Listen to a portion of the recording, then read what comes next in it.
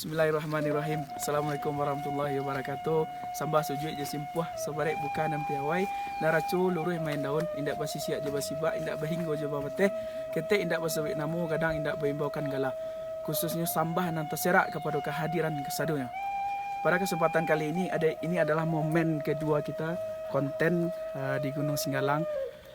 Kita berikan pepatah yang kedua yang cocok pada anugerah yang diberikan oleh Allah semenjak dari kita hadir dari bawah tadi sampai ke atas ini. Satitiak jadikan lawi, sakapa jadikan gunung. Artinya apa? Setiap manusia ini dianugerahi oleh Allah, walaupun itu cuman setitik ilmu yang dia punya. Akan tetapi ketika dia bisa memaksimalkan hal tersebut, maka dia bisa menjadikan satu tetes yang diberikan oleh Allah menjadi lautan yang luar biasa. Ini ilmunya seperti itu.